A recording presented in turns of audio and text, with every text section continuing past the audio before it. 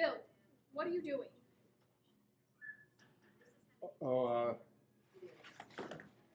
Preparing for the apocalypse.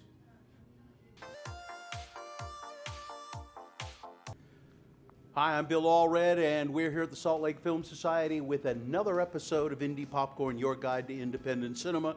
Kernels of knowledge. See, I'm not afraid to say it now. We're going to be talking about films about the apocalypse today, and what life would be like if there were some sort of big apocalyptic event.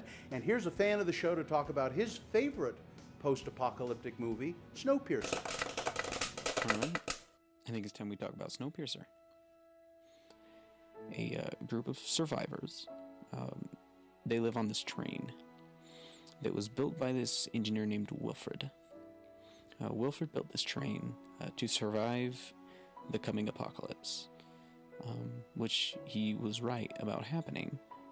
The only survivors left in this world are on that train. And the train has been running for about 18 years. The Snowpiercer is a message about not necessarily class warfare, not even really about like lower class versus upper class or rich versus poor. Not even that, but it's more about societal auto-cannibalism. Love it or hate it, I think, regardless, Snowpiercer is one of those films that you should watch and form an opinion of for yourself. Because it's one of those types of movies. So watch it and have fun fighting amongst yourselves about it. That was Justus Page of Blue Avenue Films talking about Snowpiercer. And, you know, he's made his own post-apocalyptic movie. It's called One Upping the World. And he's going to talk about that. Justus? One Upping the World was a 48-hour film project. We had 48 hours to write, shoot, edit, and turn in a film. And we got the genre of post-apocalyptic. So we wanted to do something different than what we'd normally seen, something that we felt was very original to ourselves.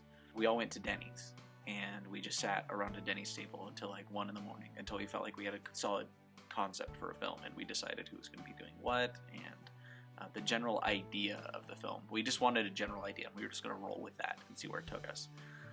And then 3 hours later, at 4 in the morning, we started shooting. And it was crazy snow. It was just an insane amount of snow. And it was March. It was 2 years ago this month that we shot this film. So we just waited out for like an hour at a different Denny's and had some breakfast. And then we just went shooting. We had a location manager, and she said, I know this place. It's an Indian burial ground. And it's way up near the mountain, and there's no people over there. I think it'd be a good place to start. And that's kind of where it all started, was in the middle of nowhere, Tooele. Jeez, I'd say we probably spent a good 10 hours working on the edit, because it was very director supervised edit, because I wanted to be there in case he had questions or we needed something else. So I sat there right beside him while he was doing the edit, and he would turn to me and say, okay, so watch this scene, just this one scene, tell me what you think. And I'd say, I like this, maybe change the color on this part, cut this shot a little shorter maybe. And then he'd try it out, we'd keep tweaking it, and we did that with every scene. So we just, and I think that's why the film is so atmospheric and so unique, is because we sat there and really gave that attention to the editing. Because a film like that, honestly, could take like 6-7 hours to edit maybe, but we took the extra couple hours to make sure it had, those finesse touches. So this was when I was really big into Andrei Tarkovsky. I still am. He's my favorite director. His father was a famous Russian poet. So he's very poetic in everything he does. And I wanted to capture that sort of style, like the very poetic and beautiful, but tragic and dark side of what a post-apocalyptic would be. But I still wanted it to be beautiful and about one person's experience. Because when you're maybe the only person left in the world, why focus on the world when there's nobody left in there? You focus on the person and their... I think I've made enough post-apocalyptic films. I think I could do it, as long as there weren't like zombies or like weird half-dead people, because I don't ever write those in my films, so I'm not prepared for that. I'm just prepared for loneliness. Are you prepared for the apocalypse? If you are, let us know about it.